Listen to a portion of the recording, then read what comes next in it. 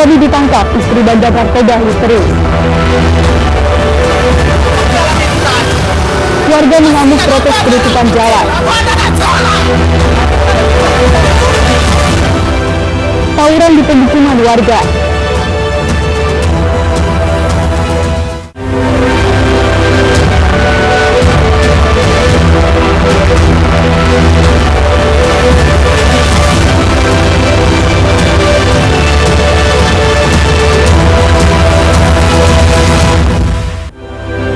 Horas, selamat pagi pemirsa, Aini Sumut kembali menyapa Anda.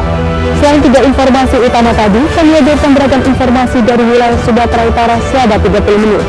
Saya Sima Kaut, inilah informasi pertama.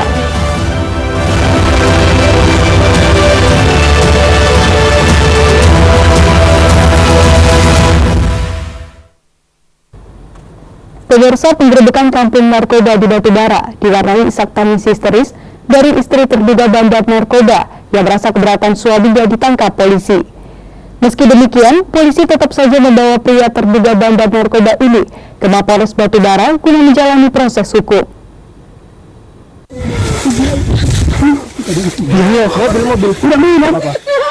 Satuan Reserse Narkoba Polres Batubara melakukan penggerebekan kampung narkoba di wilayah hukum Polres Batubara setelah mendapat pengaduan masyarakat, tepatnya di Dusun 5, Desa Limalaras, Kecamatan Libung Hangus, Kabupaten Batubara, Sumatera Utara. Penggerebekan kampung narkoba kali ini diwarnai isak tangis dan histeris dari istri terduga bandar narkoba yang mengaku keberatan bila suaminya harus masuk penjara. Namun polisi tetap saja membawa pria terduga bandar narkoba ini ke Mapolres Batubara guna menjalani proses hukum. Dalam penggerebekan ini, polisi berhasil menciduk JI 35 tahun, warga desa Limalaras selaku terduga bandar narkotika jenis sabu, berikut barang bukti 1 unit timbangan elektrik, handphone, dan 5 paket sabu yang dikemas dalam plastik klip transparan dengan berat mencapai 14 gram. Selain menangkap bandar, polisi juga mengamankan seorang pembeli sabu MF 25 tahun, warga desa Limalaras. Meski tidak ditemukan barang bukti di tubuhnya, namun dari tes urin pembeli ini dinyatakan positif mengkonsumsi narkoba. 1 G berapa harga? 2,5 Pak. Apa untung 1 G? 10.000 Pak. Hah? 70.000? Ya. Laku 5, berarti 35.000? Iya. Ada 3 bulan Pak. 3 bulan? Tapi sebelumnya kan pernah masuk kan? Iya. Kasusnya yang apa? Narkoba juga? Sabu juga? Sabu. Ada kita mengamankan 1 orang atas nama Junaidi RSE di Tembok dengan BB seberat 14,22 gram sabu. Jadi pada waktu kita amankan tersebut ada juga turut diamankan 1 orang atas nama Muhammad Firdaus. Ini masih kita dalami. Jadi perlu rekan-rekan ketahui bahwa Junaidi tersebut ada di Tembok, bahwa pernah kita lakukan penangkapan pada tahun 2020. Jadi ini termasuk kambuhan. AKP Sastrawan Tarigan selaku Kasat Narkoba Polres Batubara mengatakan JN merupakan residivis dari kasus yang sama pada tahun 2020. Atas perbuatannya, JN dijerat pasal 114 ayat 2 dengan ancaman hukuman 10 tahun penjara. Sementara MF selaku pembeli dan pengguna sabu akan menjalani rehabilitasi narkoba. Dari Batubara, Fadli Pelka, iNews melaporkan.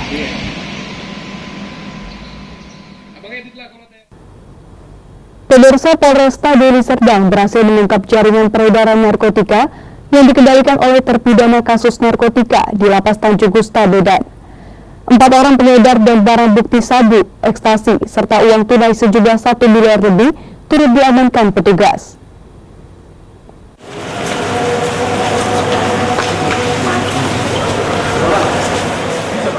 Pengungkapan jaringan narkoba ini berawal dari penangkapan salah satu tersangka berinisial RJ pada Jumat 8 September 2023 di Desa Ujung Serdang, Kecamatan Tanjung Berawa, Kabupaten Deli Serdang dengan menyita barang bukti awal 2 butir pil ekstasi. Dari hasil pengembangan polisi selanjutnya melakukan penggeledahan di rumah RJ di Kota Medan Dan polisi kembali mengamankan barang bukti sabu sebanyak 2 kg, 4.250 butir pil ekstasi jenis Happy 5, 4 bungkus sabu 50,10 gram, 4 handphone dan timbangan elektrik. Jaringan peredaran narkotika ini dikendalikan oleh SA, narapidana dengan hukuman seumur hidup di Lapas Tanjung Gusta Medan. SA mengendalikan peredaran sabu-sabu yang diperoleh di Tanjung Balai, lalu diedarkan melalui sindikat antara lain RJ, IS, AM, dan seorang wanita VS. Keempatnya berhasil dibekuk Satres Narkoba Deli Serdang. RJ mengedarkan narkoba ke Kota Medan, Binjai, Pelawan, Labuan Batu, dan Jakarta, hingga memiliki sejumlah aset dari hasil pencucian uang bisnis haram ini. Di antaranya mobil CR-V tahun 2019, mobil Mitsubishi Lancer, dan rumah senilai 3 miliar. Keseluruhan aset ini pun turut disita polisi, berikut uang tunai senilai 1 miliar 15 juta rupiah. Dengan zat narkobanya berhasil mengungkap jaringan peredaran narkoba yang dikendalikan oleh tersangka saudara S dari lapas. Saudara S bertindak selaku pengendali sekaligus mengatur bagaimana sabu-sabu ini bisa masuk ke Medan, kemudian juga ke Binjai, bahkan sampai ke Jakarta. Kemudian juga kita tahu bahwa saudara S ini adalah terpidana kasus sabu-sabu juga, kasus narkoba oleh Polrestabes Medan dengan vonis hukuman seumur hidup. Saudara S di dalam lapas bergaul dengan saudara V, yang kemudian saudara V juga sudah keluar, yang kemudian menjadi bagian dari jaringan pengedaran narkoba di tadi saya sebutkan, Binjai, Medan, Labuan Batu, sampai Jakarta. Sebelumnya Presiden Joko Widodo memimpin rapat terbatas di Istana Merdeka Jakarta Senin membahas seputar pemberantasan peredaran gelap narkoba di tanah air. Pemberantasan narkoba di Sumut menjadi prioritas utama karena menjadi pintu masuk sekaligus menjadi tempat peredaran gelap narkoba terbesar di Indonesia. Dari Deli Serdang, Amiruddin, iNews melaporkan.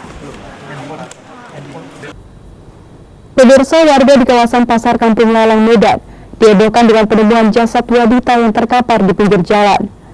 Belum diketahui pasti penyebab kematian wanita parubaya ini, namun polisi hingga kini masih menyelidiki kasus ini.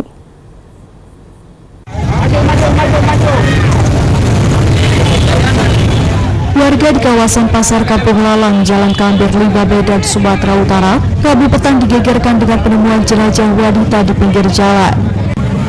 Jasad Dili Nasitorus, warga Medan Helvetia ini, ditemukan warga dengan posisi tersungkur di aspal.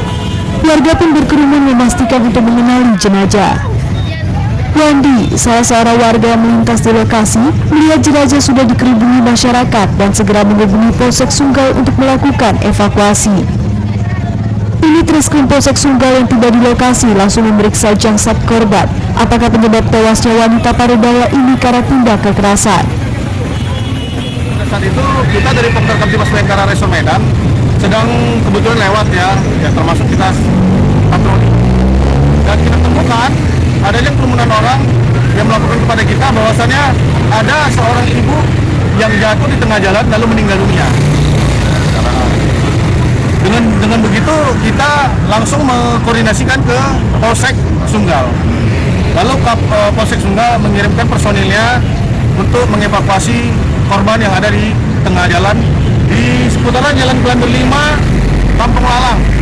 Untuk saat ini yang kita ketahui mayat tadi diboyong oleh Polsek Sunggal diantar ke rumah korban. Nah, kalau menurut kita Pak, menurut pengetahuan warga yang melihat tadi ya, itu terindikasi jatuh sendiri langsung meninggal. Dikarenakan keluarga korban langsung datang ke TKP, pihak Polsek Sunggal pun tak melakukan otopsi terhadap jenazah wanita parubaya tersebut. Dari Medan, Ahmad Ridwan Nasution, iNews melaporkan.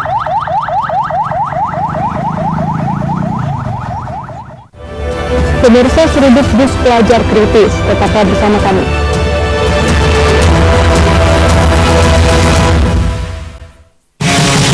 Kompilasi berita olahraga paling top dan sensasional, baik dalam dan luar negeri.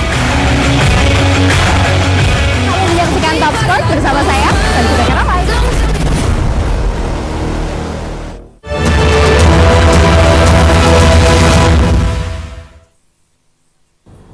Terima kasih Anda masih bersama kami di iNews Sumut Inspiring and Informative.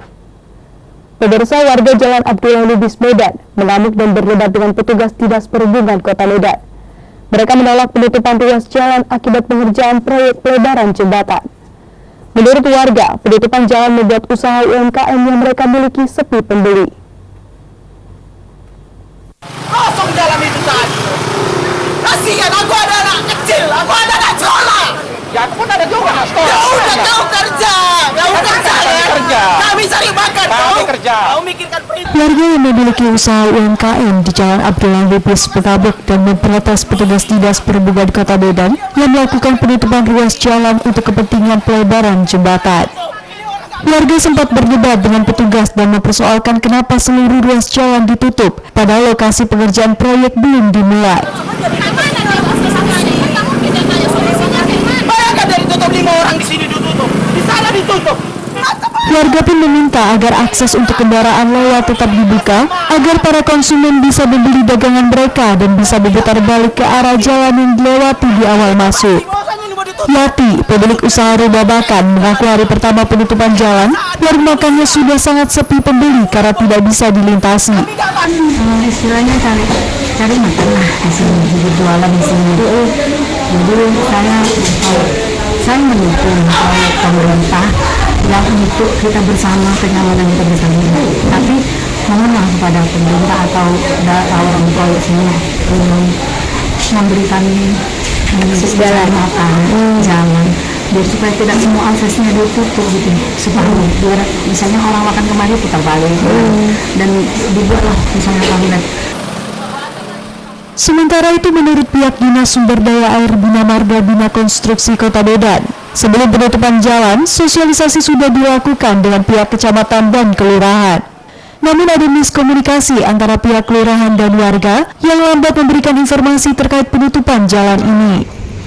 Jauh-jauh hari sudah berkoordinasi dengan pihak terkait, antara lain pihak Dinas Perhubungan, baru pihak Satlantas Polresta Kota Medan, perihal rencana penutupan akses jalan untuk masyarakat di Jalan Abdullah Lubis. Jadi untuk itu kita sudah melakukan sosialisasi dan juga kita sudah berkoordinasi dengan pihak kecamatan dan lurah. Di kontrak kita akan melaksanakan untuk selama pekerjaan itu selama 3 bulan. 3 bulan. Jadi sampai bulan Desember.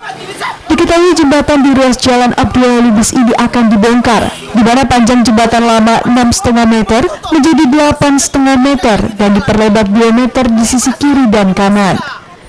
Diketahui proyek pelebaran sungai ini bertujuan untuk pengendalian banjir dan direncanakan akan siap dalam 3 bulan ke depan. Dari Medan, Ahmad Ridwan Nasution, iNews melaporkan.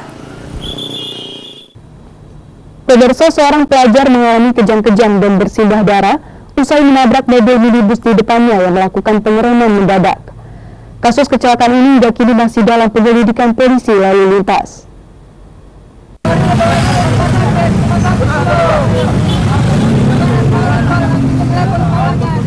Video amatir merekam kondisi seorang pelajar yang masih menggunakan seragam sekolah kejang-kejang dan berlumuran darah usai mengalami kecelakaan lalu lintas di Jalan PDAM Tirtanadi, Medan, Rabu siang.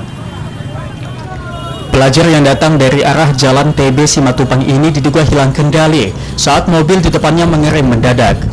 Pelajar ini pun menyeruduk dan menghantam bagian belakang bus hingga sepeda motornya mengalami kerusakan parah di bagian depan. Warga yang ada di lokasi pun langsung membantu pelajar yang belum diketahui identitasnya ini dan mengevakuasinya ke rumah sakit terdekat. Warga sekitar Muhammad Dipa mengatakan saat kejadian terjadi terdengar dentuman keras. Tiba-tiba pelajar tersebut sudah tergeletak di pinggir jalan. KLS tabrak belakang. Yang naik kereta itu anak sekolah ya? Kayak mana kondisinya? Berdarah. Di bagian mana ya darah? Muka bukan? Bagian muka lah. Muka ya. Tadi kayak mana taunya, orang adik kayak mana taunya? Pas lagi kerja kan kerja. Tiba-tiba udah jatuh. Ada suara dentuman keras gitu. Iya. Dia boncengan atau sendiri? Boncengan berdua. Boncengan. Sama kawan. Kasus laka lantas ini kini ditangani oleh unit lantas Polsek Medan Sunggal. Sepeda motor dan bus yang terlibat kecelakaan dibawa ke Mako Polsek Sunggal untuk pemeriksaan lebih lanjut. Dari Medan, Ahmad Ridwan Nasution, iNews melaporkan. Belum ada kemari. Pemirsa, satu-satunya ruas jalan provinsi penghubung antar kabupaten di Pulau Dias, Sumatera Utara terputus akibat lambatnya penanganan longsor dari pemerintah setempat, meski kondisi ini sudah berlangsung sejak setahun yang lalu. Ruas jalan ini sempat ditangani oleh pemerintah Provinsi Sumatera Utara, namun tingginya curah hujan yang terjadi beberapa pekan lalu membuat ruas jalan kembali terputus. Akibatnya banyak kendaraan roda 4 yang terperosok.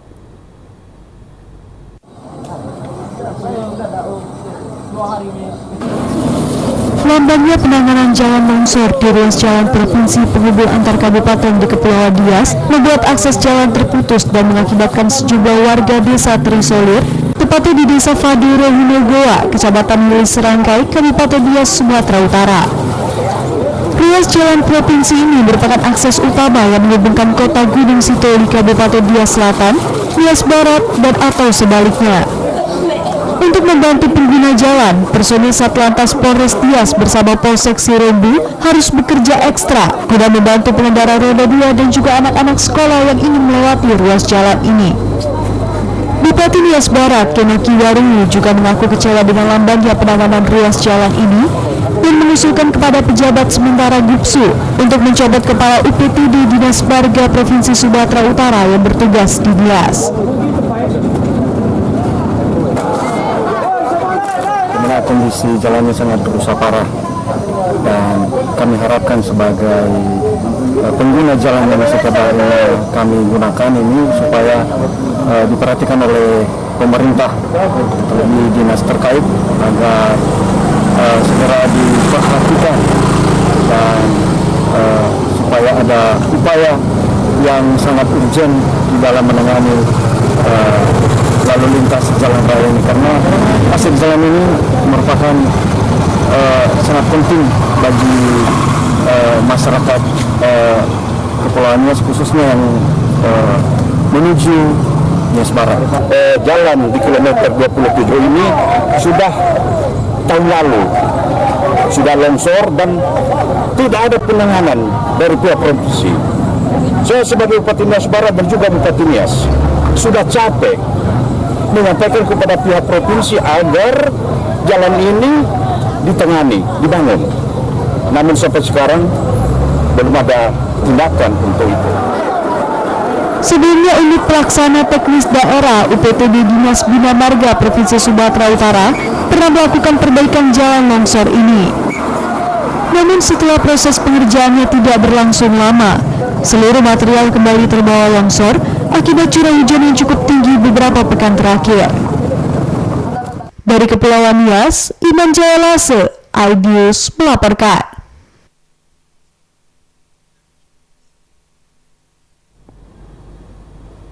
Pemirsa, setelah melalui proses hukum yang cukup panjang, Pengadilan Negeri Serampah melaksanakan eksekusi lahan hak guna usaha atau HGU milik PTPN 3 Kebun Sarang Ginting, Dolok Masihul, Kabupaten Serdang Bedagai, Sumatera Utara. Menurut pihak PTPN 3, eksekusi ini sudah sesuai dengan berbagai tahapan hukum yang berlaku.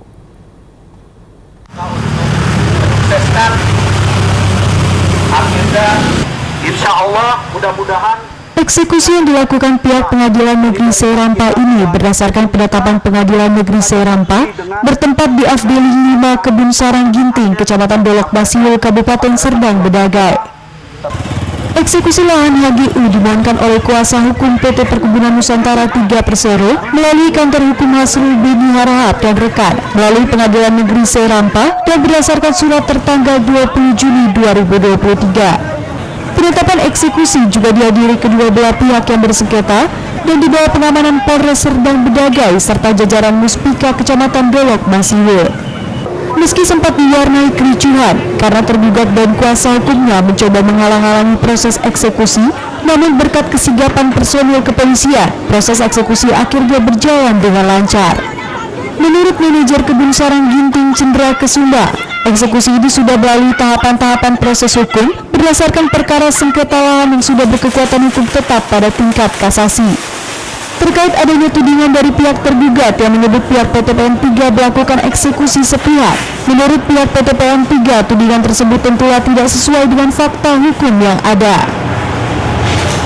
Pelaksanaan itu berdasarkan inkrah dari pengadilan negeri yang mana dalam perkara tersebut PTP Nusantara 3 adalah sebagai pemilik tanah dari objek perkara seluas 3.078 meter persegi. Kalau terjadi serang-serangan mungkin hal yang biasa Pak ya, hanya mempertahankan objek perkara, tapi sejauh ini berjalan dengan lancar, dengan aman, dan tidak menimbulkan gejolak yang besar serta apapun. Setelah kami kuasai, nanti lahan kami akan kami optimalkan untuk ditanam kembali dan kami menjaga agar objek perkara ini tidak muncul kembali terhadap orang-orang yang menginginkan tanah tersebut kembali. Dalam perkara ini, PT Perkebunan Nusantara 3 selaku penggugat adalah sebagai pemilik tanah objek perkara seluas 3.078 meter kubik di Kebun Sarang Ginting melawan Junior Pane CS yang merupakan ahli waris Abidan Mintang Sitorus Pane selaku tergugat. Dari Deli Serdang, Amiruddin, iNews melaporkan.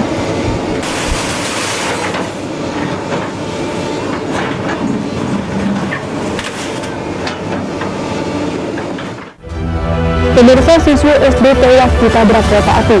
Tetaplah bersama kami.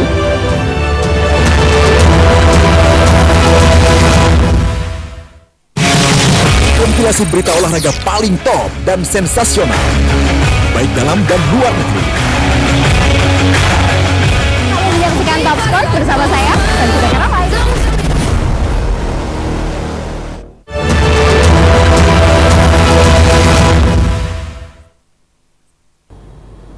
Terima kasih Anda masih bersama kami di iNews Sumut Inspiring and Informative. Pemirsa, 2 orang pelajar Sekolah Menengah Kejuruan atau SMK di Kota Medan, Sumatera Utara nyaris diamuk warga setelah terlibat tawuran dengan pelajar lain dari sekolah lain Rabu sore. Beruntung keduanya diselamatkan para ibu rumah tangga dengan memasukkan kedua pelajar ke dalam rumah warga.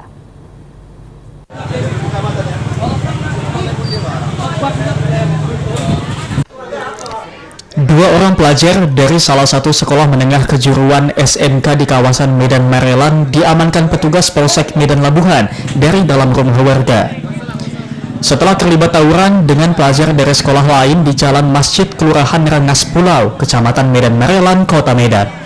Kedua pelajar ini diselamatkan para ibu rumah tangga karena nyaris menjadi bulan-bulanan warga yang geram karena melakukan tawuran dengan melempar batu, botol kaca hingga menggunakan senjata tajam yang mengakibatkan sejumlah rumah warga rusak. Kepala Lingkungan 24 Rengas Pulau, Suprapto, mengatakan aksi tawuran antar pelajar terjadi sesaat setelah warga selesai melaksanakan sholat asar. Tiba-tiba sekelompok pelajar saling lempar batu dengan pelajar lain. Aksi tawuran yang saya tahu, kebetulan saya kan baru pulang dari masjid, ada laporan warga bahasanya di Pasar Tiga itu ada tawuran masalah saya. Terus meluncur ke lokasi, ternyata di situ ada 2 warga yang tertangkap oleh warga. Mereka tawuran bersama sekolah lain, nggak tahu sekolah di mana.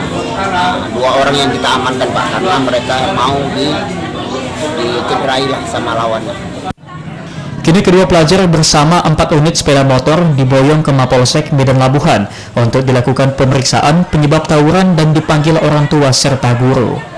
Dari Medan, Yuda Bahar, iNews melaporkan. Pemirsa, seorang anak perempuan siswi sekolah dasar tewas usai ditabrak kereta api di perlintasan kereta Jalan Pelita, Kisaran, Kabupaten Asahan. Dugaan sementara, kecelakaan ini dipicu karena korban tidak berkonsentrasi saat melintasi perlintasan kereta api hingga tidak mendengar datangnya kereta. Mukanya bang tutup bang. Siswi pelajar sekolah dasar tewas di lokasi kejadian setelah tubuhnya ditabrak kereta api Sri Bilah Rantau Prapat Medan di perlintasan kereta Jalan Pelita Kisaran Asahan Rabu siang. Kejadian tersebut membuat warga berhamburan untuk mengevakuasi korban dan membawanya ke rumah sakit. Syamsul Asri, warga mengatakan kejadian tersebut berawal korban baru saja pulang sekolah menuju rumahnya. Namun saat menyeberang rel kereta, diduga korban tidak konsentrasi dan tidak mendengar suara klakson kereta dari arah belakang korban.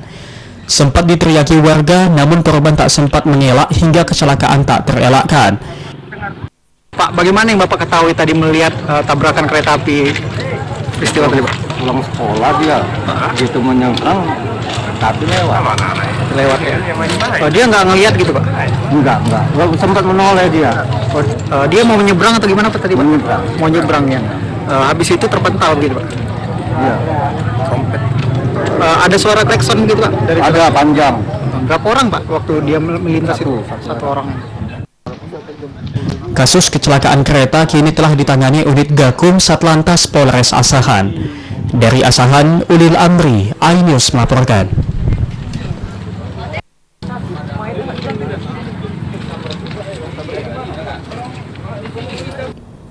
Pemirsa, di setiap bulan 7 penanggalan Cina, ada satu tradisi unik yang selalu digelar warga Tionghoa penganut Konghucu, yakni dengan menggelar sembahyang sekaligus merayakan ulang tahun leluhur Poto.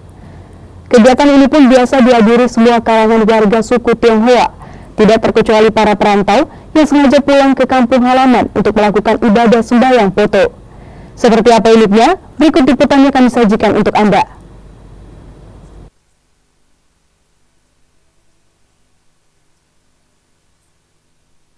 Warga Tionghoa, khusus penganut kepercayaan Konghucu, memiliki tradisi unik yang selalu diselenggarakan di bulan 7 penanggalan kalender Cina, yakni menggelar perayaan ulang tahun leluhur Poto.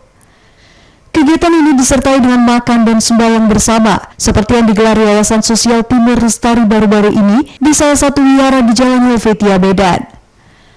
Menurut Agus, selaku Ketua Pembina Yayasan Sosial Timur Lestari, didampingi tokoh masyarakat Tionghoa Alun, selain makan dan sembahyang bersama, kegiatan ini juga memiliki tujuan utama, yakni mempersatukan umat, baik yang berada di kota Medan maupun yang datang dari perantauan, dan bersama melakukan ibadah sembahyang secara bergantian, guna memohon keberkahan dan keselamatan buat bangsa dan negara.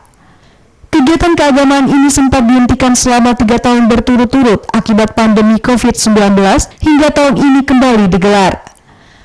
Tokoh pemuda Tionghoa Joni yang juga hadir dalam kegiatan ini menyebut, kegiatan ritual keagamaan seperti ini perlu terus dilestarikan agar tetap bisa diwariskan kepada generasi penerus bangsa. Ulang tahun apa? Poto ya. Hari bulan 7, hari 27 Tionghoa. Ini udah puluhan kali lah. Udah puluhan kali. Cuman Covid ini kita berhenti, ada 3 tahun. Tahun ini kita buat, kan persatukan umat dong, ya, persatukan umat, ya supaya bisa kumpul. Ya, Poto ini memang tradisi dari etnis Tionghoa. Ya, setiap tahunnya pasti yang jatuh pada bulan 7 ya. Tradisi ini memang ya wajib kita generasi-generasi ini melestarikan. Karena banyak yang salah. Kita bisa mempertahankan semoga ke depannya Indonesia makin maju. Joni juga berharap pemerintah turut mendukung pelestarian budaya tradisi ritual keagamaan seperti ini dan menjadikannya sebagai salah satu daya tarik wisatawan untuk datang berkunjung ke Indonesia. Dari Medan, Adi Palapaharahap, iNews melaporkan. Informasi tadi mengakhiri iNews Sumut hari ini. Saya Sima Kaur mengucapkan terima kasih atas kebersamaan Anda. Selamat beraktivitas dan sampai jumpa.